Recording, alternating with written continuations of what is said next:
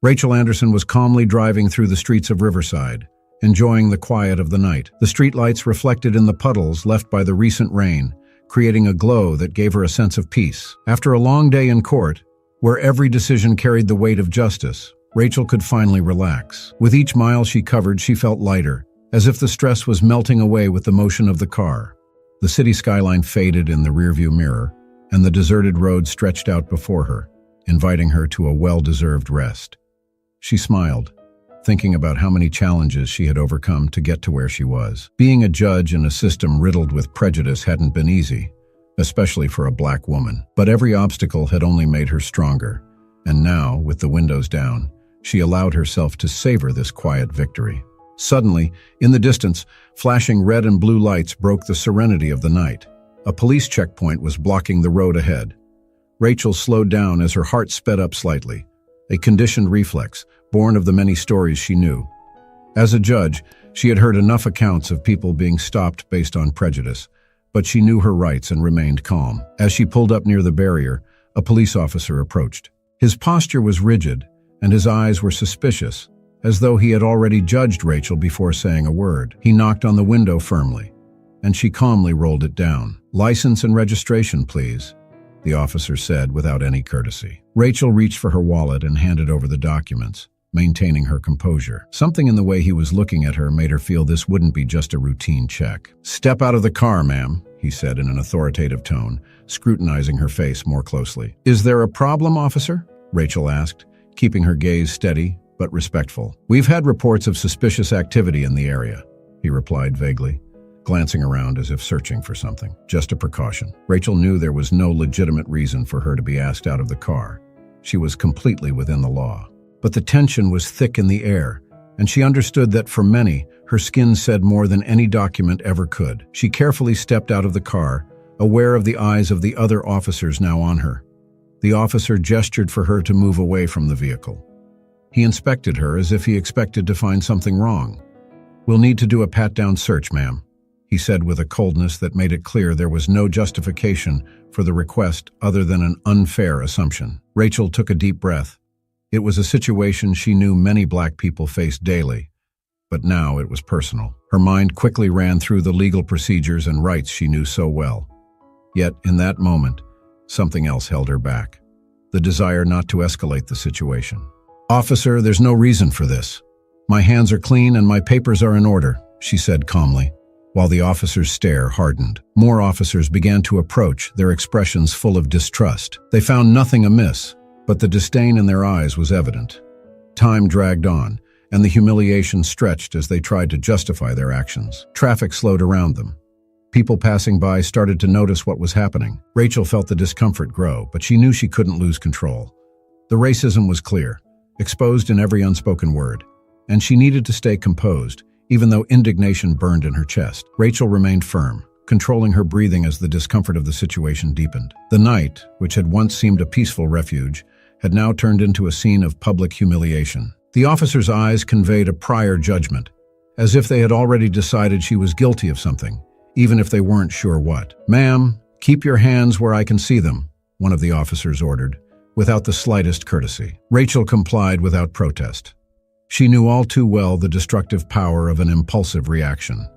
As a judge, she had heard countless cases of people being detained or worse, harmed for resisting unjust stops like this. The weight of her position and reputation kept her head held high. She knew she could address the situation later, but in that moment, she was just another black woman being treated like a suspect. The officer who had initially stopped her stepped forward. "I'm going to proceed with a personal search," he declared, a small, cold smile forming at the corner of his mouth, as if testing her patience. Rachel felt her blood pulsing in her ears. She knew this was illegal, but looking around, she saw only faces that offered no hope of a quick resolution. The silence of the other officers was complicit in the abuse, and the few witnesses in passing cars preferred not to get involved. "This isn't necessary," she repeated, her voice firmer now.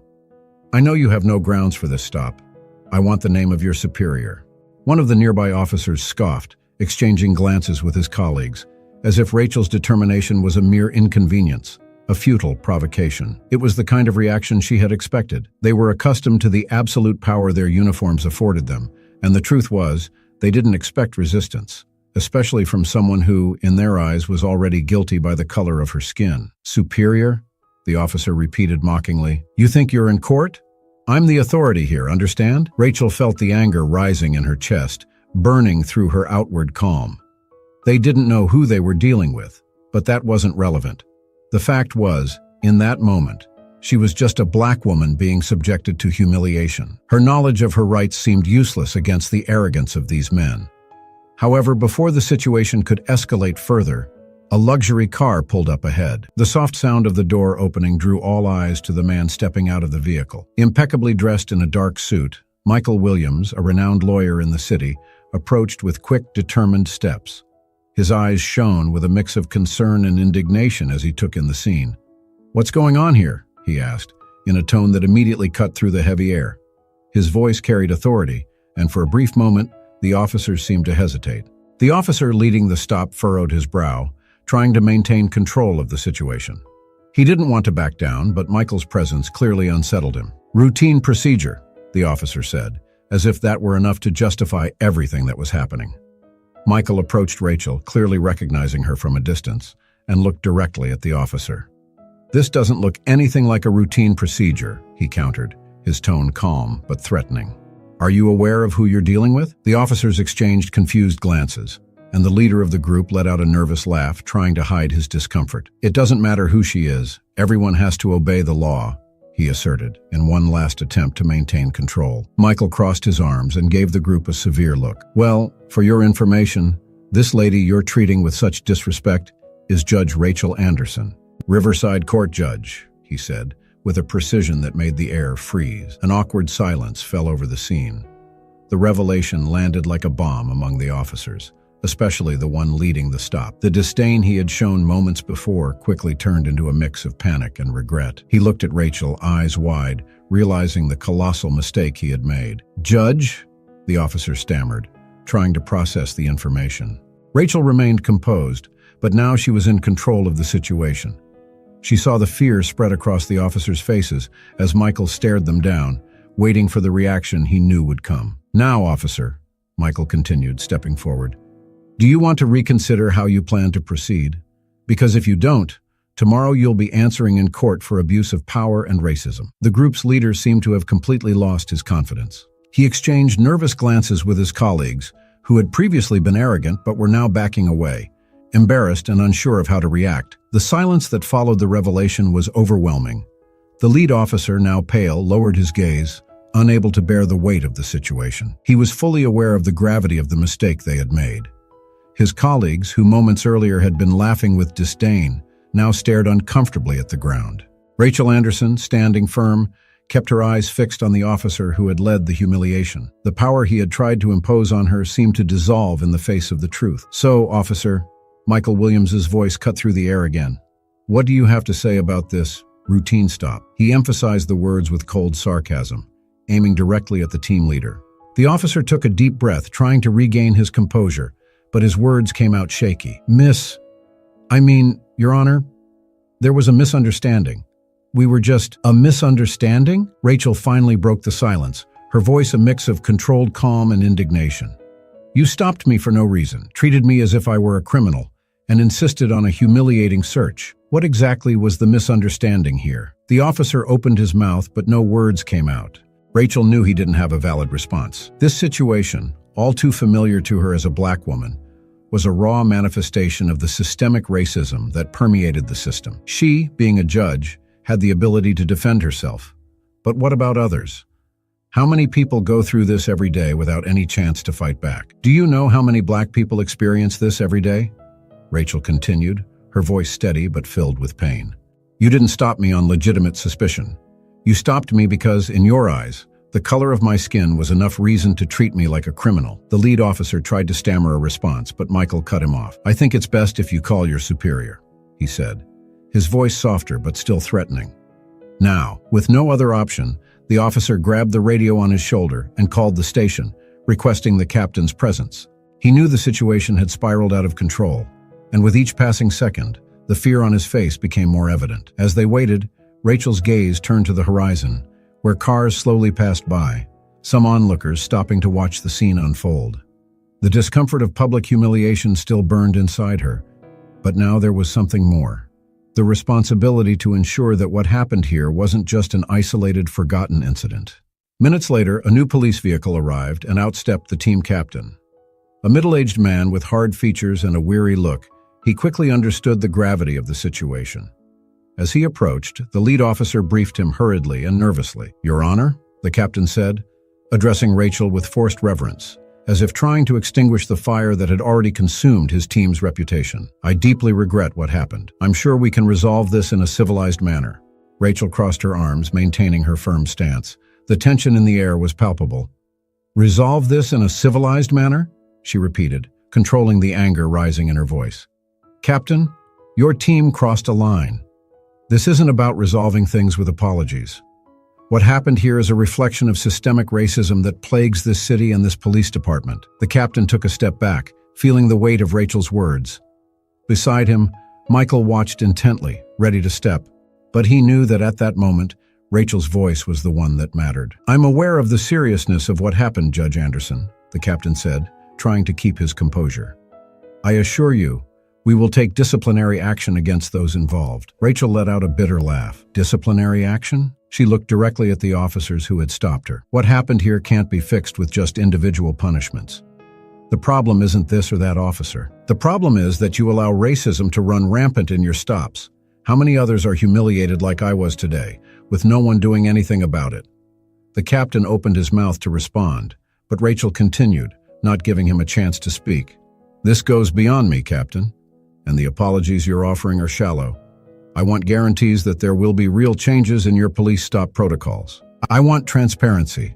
I want anti-racism training. I want justice not just for me, but for everyone you are supposed to protect and respect." The officers stood in silence, and the captain, visibly uncomfortable, nodded slowly. "We'll do whatever it takes to make this right, Judge Anderson. I guarantee it." For a brief moment, Rachel studied the captain's face, trying to catch any sign of sincerity. But she knew, like so many who had fought this battle before her, that promises weren't enough. Reforms were needed, and she would make sure to monitor every step. "I don't want words, Captain," she said finally. "I want action." Michael gave a slight nod, satisfied with how Rachel had handled the confrontation. She hadn't just exposed the racism of the situation, but she had also demanded structural changes. And now, as the captain apologized once more and retreated, Rachel knew that this fight was far from over.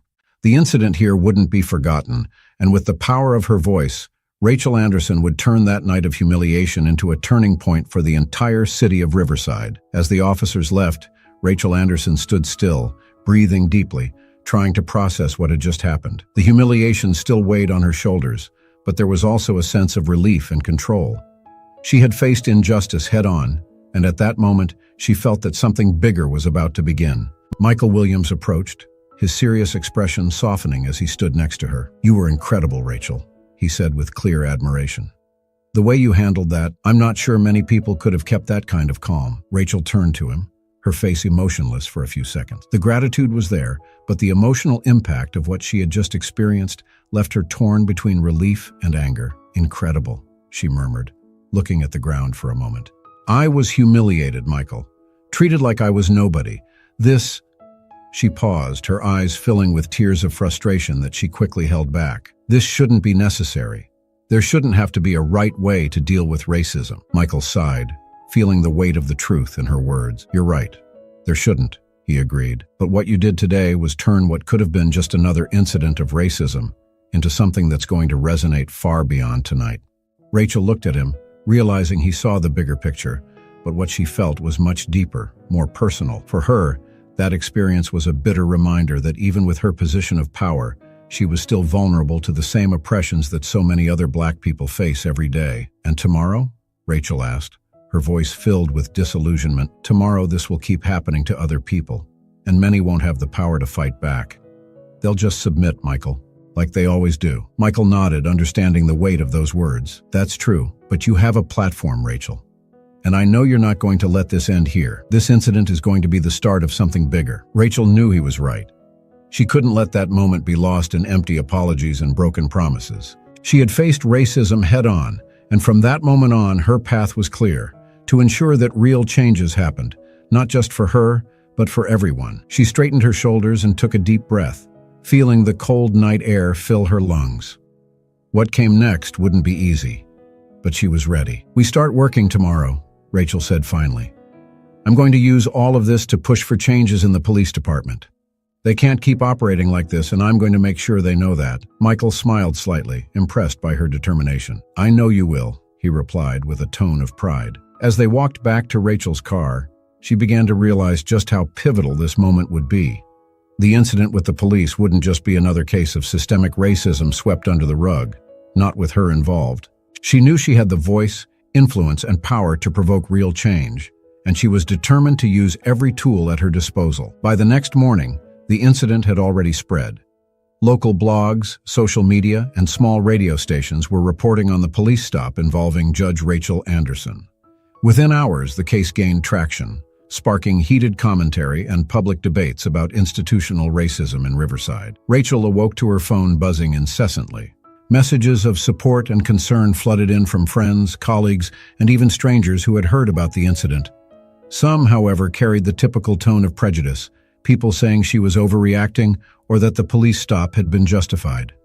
She wasn't surprised, but each racist message only fueled her resolve to fight. It didn't take her long to make a decision. In a quick call with Michael, they scheduled a meeting with community leaders and local activists to discuss a strategy. That same afternoon, Rachel met with a group of activists and attorneys. Michael Williams's office was packed, the air buzzing with urgency. People from various organizations and community representatives had gathered, determined to turn this humiliation into a movement for justice. "We need to move beyond outrage," Rachel said, taking the floor after the introductions. "This can't just be a protest about what happened to me. We need to use this moment to change how the police operate, to ensure no one else has to go through this." Angela Torres, a seasoned activist with extensive experience in civil rights movements, nodded in agreement with Rachel's words. "You're right. We're already mobilizing groups to organize a march outside the police department," Angela said. "But we need a clear action plan. We want tangible changes, not just apologies." Rachel listened closely, knowing this would be the core of their work. A march was just the beginning. They needed a clear list of demands, something the police department couldn't ignore or sweep under the rug. They wanted changes in police protocol, anti-racism training, transparency in cases of power abuse, and direct accountability for the officers involved. The discussion continued for hours as activists, lawyers, and community representatives crafted a strategy to pressure the authorities. By the end of the meeting, there was a plan, a peaceful protest culminating in a public meeting where Rachel and other leaders would demand reforms. Rachel knew this would be one of the greatest challenges of her life. Confronting racism within the judicial system and pushing for structural change was a long, arduous road, but she was ready. The traffic stop had ignited something within her, a flame now fueling her fight for justice. That humiliation would not be forgotten. In fact, it would be the catalyst for a larger fight, one Rachel was determined to win. The days following the incident were intense. Riverside was boiling over. Judge Rachel Anderson's case quickly dominated local headlines, gaining attention across the state. Discussions about systemic racism and police abuse simmered on social media, on radio shows, and in the streets. Rachel, who had previously been known for her quiet, effective work in the courts, now found herself at the center of a public. In a small cafe downtown, Rachel and Michael Williams were meeting with community leaders and lawyers. The walls, once decorated with landscape paintings, were now covered with flyers and posters announcing the big march set to happen at the end of the week. The peaceful protest would be an opportunity to show that the city demanded change and that institutional racism would no longer be tolerated. Angela Torres, who had helped organize the event, rushed in, bringing news. "Everything's set for tomorrow's march," she said breathlessly, tossing a pile of papers onto the table. "We've got over 1,000 people confirmed. It's going to be huge, Rachel." Rachel glanced at the papers, which contained the detailed demands the group had drafted. Changes to police protocol, anti-racism training, harsher punishments for abuses of power, and an independent committee to oversee cases of police violence. Everything was there, carefully thought out, and she knew each of those demands would be an essential step in transforming Riverside. "We need to make sure these demands get into the right hands," Michael said as he reviewed the documents. "We can't let the system brush this off with empty excuses or unfulfilled promises." Rachel, sitting silently, reflected on the impact of the mobilization. She knew she was no longer just fighting for herself. The image of that unjust police stop and the officers' disdainful looks still haunted her, But now, more than ever, she was determined to make sure it became a symbol of resistance. "We can't let this continue," Rachel finally spoke, her tone resolute. "This movement has to go beyond tomorrow's march. We need to keep the pressure on until they see we're committed to structural changes. No empty promises." Angela nodded, and the others at the table expressed their agreement. They knew that despite the power of the protest, the real work would come afterward. The mobilization needed to be sustained, and Rachel would be the face of this movement, both because of her position of power and her personal experience. "The mayor's aware of the protest," Angela added, "but he hasn't made any statements. They're waiting to see how things play out, probably hoping it all dies down." Rachel knew that strategy all too well. Institutional power often ignored resistance movements, waiting for enthusiasm to fade over time. But she wouldn't let that happen. "We'll make sure they can't ignore us," Rachel said, her eyes shining with determination.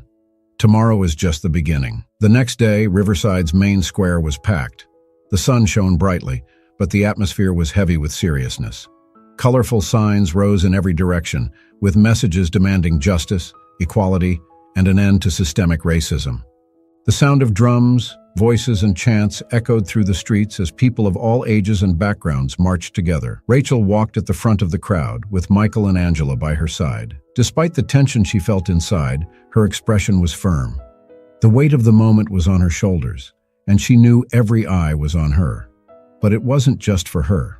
The march represented the struggle of an entire community, tired of being oppressed. As the crowd moved toward the police department, the social pressure intensified. The streets were packed with protesters, and journalists from all over the region were covering the event.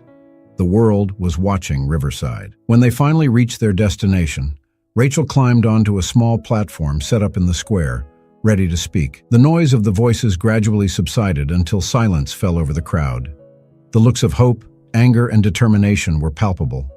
Everyone was waiting. She took the microphone, and for a brief moment, she felt the weight of everything happening. She took a deep breath, recalling the night when it all began, and started speaking. "We're here today because we can no longer accept injustice." Her voice echoed across the square. "What happened to me isn't an isolated incident. I was lucky enough to defend myself, to have the voice and platform to fight.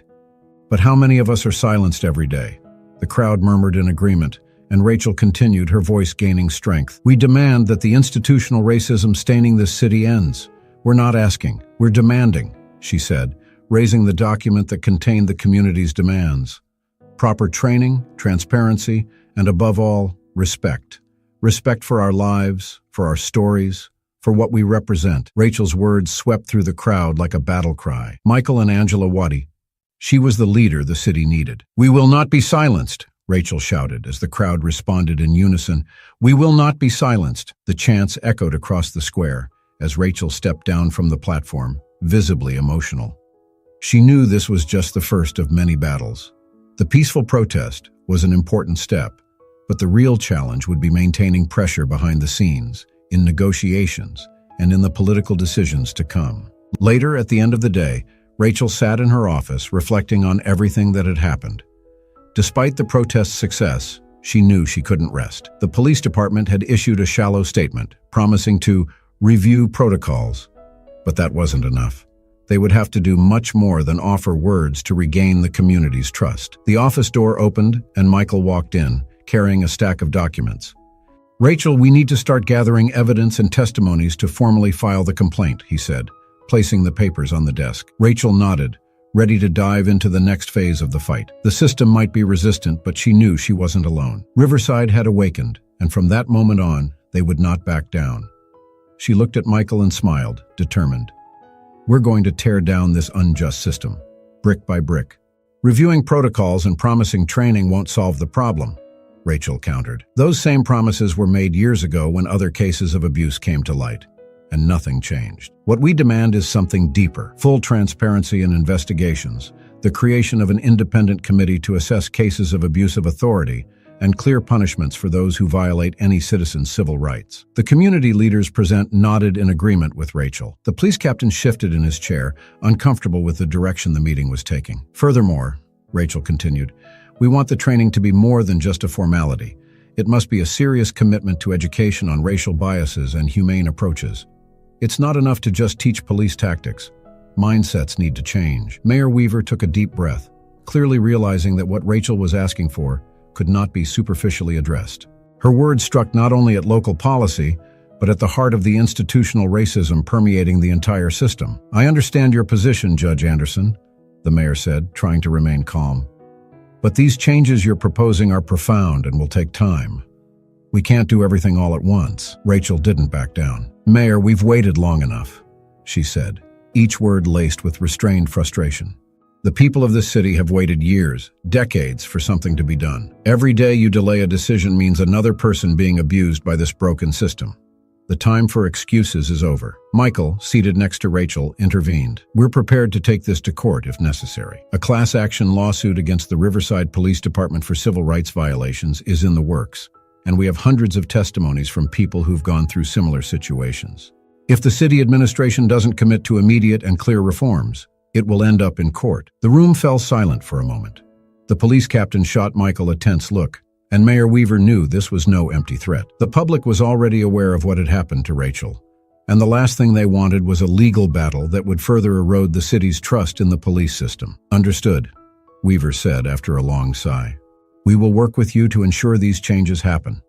We can start by establishing an independent review committee and setting clear guidelines for holding officers accountable for abuses." Rachel didn't smile. She knew this was a small victory in a much larger battle, but it was still a step forward. "We want a timeline," she said without hesitation.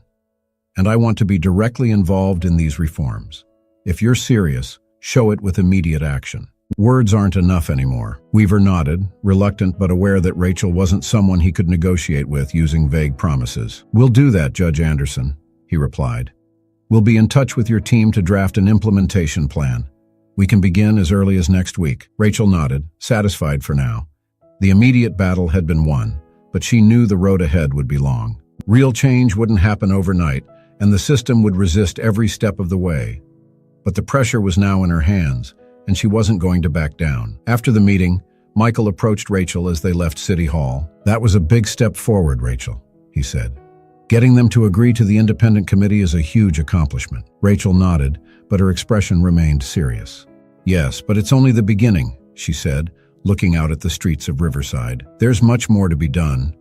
With every change we push for, they'll try to resist, hide the cracks, and we need to be ready to expose all of it." Michael placed a hand on her shoulder, acknowledging the determination in her eyes. "We won't let them backtrack. We're in this together." Rachel smiled briefly but was already mentally preparing for the next battles. She knew this confrontation was just one piece in a larger puzzle.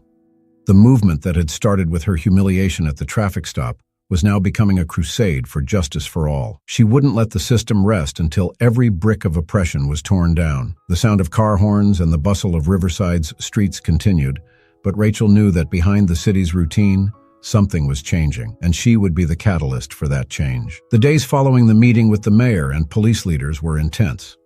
Rachel Anderson divided her time between her work in the courtroom and frequent meetings with the community and the lawyers pressing the local government for change. The news about the Independent Review Committee and promises of reforms within the Riverside Police Department had given the population hope, but Rachel knew there was still much work to be done. One morning, Rachel received an unexpected call from Angela Torres, one of the most active community leaders in the movement.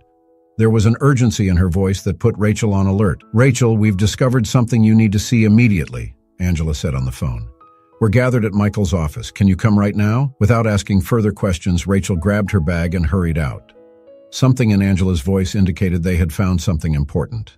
When she arrived at the office, Michael and Angela were seated in front of a pile of documents and digital files. The atmosphere in the room was heavy, but there was a tension in the air, as if they were on the verge of a major revelation. "What did you find?" Rachel asked, closing the door behind her. Michael glanced at Angela and nodded, giving her the floor. "Rachel, we were reviewing the internal actions of the police department, trying to understand their level of commitment to the reforms," Angela began. "And as we dug deeper, we found something much more serious." Angela picked up a tablet and slid through a series of documents on the screen, showing them to Rachel. "These are internal reports that recently leaked," she continued.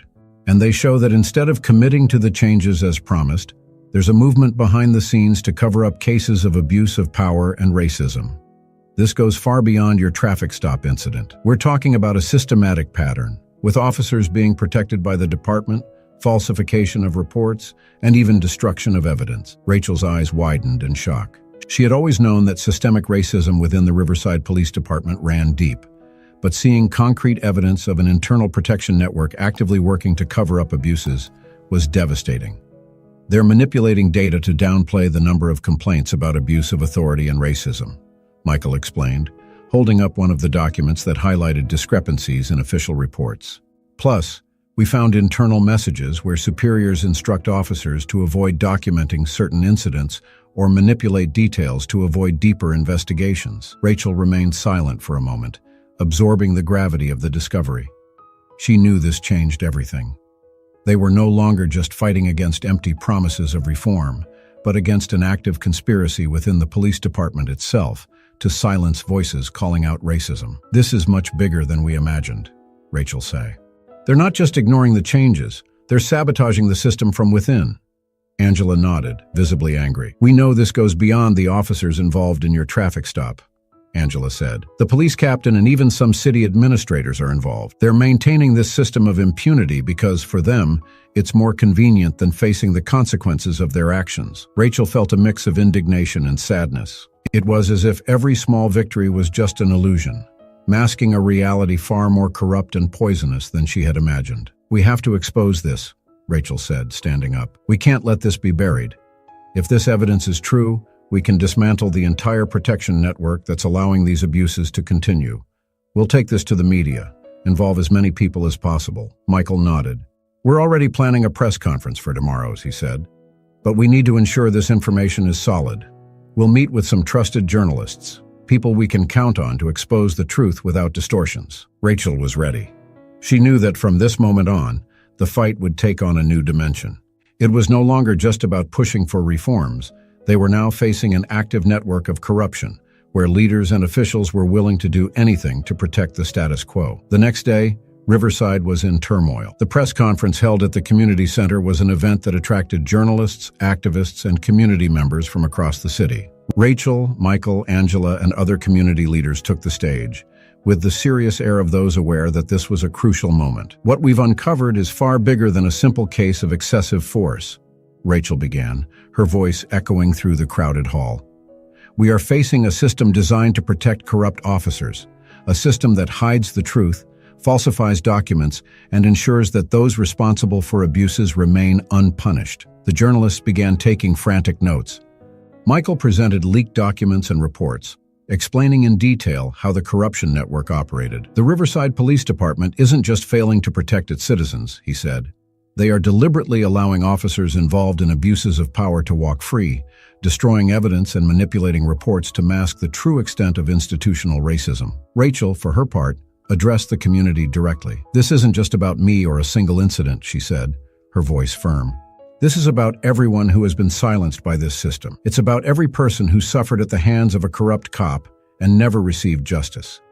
Today we expose the truth, and we promise to fight until this web of corruption is dismantled. The reaction was explosive. Riverside was once again boiling over, but this time with a renewed sense of anger. Local and national media quickly picked up the story, and what had once been a local issue was now turning into a statewide scandal. Mayor Weaver, in an attempt to control the damage, issued a statement declaring that an internal investigation would be launched immediately. The police captain was placed on administrative leave as the investigations progressed, but Rachel knew this was just the beginning. From that moment, Riverside would never be the same. The scandal had revealed a deep wound, and the city would have to face it head-on, and Rachel was ready to ensure that justice was served. In the days following the press conference, Riverside became a battleground. The streets, once the scene of peaceful protests, now swarmed with intense demonstrations and clear demands for change. The scandal exposed by Rachel Anderson, Michael Williams, and the community leaders had shaken the city's foundations, bringing to light a truth that many preferred. The police department, once untouchable, was under federal investigation. Every leaked document, every collected testimony, and every previously buried complaint was now being meticulously reviewed, exposing the corruption and racism deeply rooted within the system. The police captain and other high-ranking officers were removed, while many others were under investigation for their actions. For Rachel, all this felt like a triumph, but the sense of victory didn't erase the emotional exhaustion too. Amid constant meetings, media interviews, and testimonies before government committees, she also had to deal with the personal toll of the incident. Her life, once relatively quiet, was now the focus of public attention. Her courage and determination had made her a symbol of resistance, but behind that strength, she also faced the burden of being a lone voice at the forefront. That afternoon, as Rachel prepared for yet another meeting with community leaders, Angela Torres surprised her with a "Ve." "I know you don't have much time," Angela said, entering Rachel's office with a serious expression. "But I wanted to talk to you before the next meeting." Rachel, already overwhelmed by the amount of work, sighed lightly and motioned for Angela to sit. "All right, what's going on?" Rachel asked. Angela sat down, folding her hands on the desk. "Rachel, I wanted to talk about you," Angela said in a softer tone than usual. "I know you're carrying the whole city on your shoulders, leading this movement. But I can see you're wearing yourself down, and that worries me." Rachel remained silent for a moment. She knew Angela was right. The strength she displayed in public hid the exhaustion, the frustration, and at times the doubt about how far this would go. She felt the responsibility to fight for a community that could no longer be ignored. But at the same time, she carried the personal scars of constantly being reminded of her own vulnerability as a Black woman. "I'm fine, Angela," Rachel finally said. But her voice lacked its usual firmness. Angela didn't back down. "I know you've been an inspiration to all of us, and your leadership is what has driven this forward. But you also need to take care of yourself, Rachel. This fight isn't going to end tomorrow or next week. We still have a long road ahead, and we need you whole, not just an unrelenting warrior." Rachel looked at her friend, sensing the sincerity in her words. She couldn't deny that the weight of the fight had begun to affect her in ways she hadn't fully expressed yet. "I can't stop now, Angela," Rachel responded with a sigh. "If I slow down, all of this might be lost. It's like I have to keep pushing forward, no matter how much it hurts, because if I stop, who else will carry on?" Angela took Rachel's hands, her eyes steady and full of compassion. "The community is with you. Michael, me, all of us are here to fight by your side. You don't have to carry this burden alone. You can't. Trust us." Those words resonated deeply with Rachel. It was true that she felt like the tip of the spear in this movement, but she needed to remember she wasn't alone.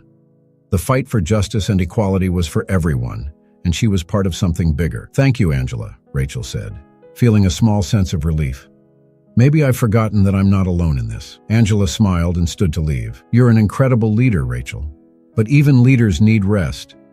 We'll keep fighting together, and we'll win this together." Rachel nodded, feeling a bit lighter. She knew Angela was right. There was a long road ahead, and she needed to prepare for the challenges still to come. In the weeks that followed, the investigations progressed, and the pressure on the police department mounted. Falsified reports, destroyed evidence, and the complicity of superiors in covering up abuses of power were revealed one by one.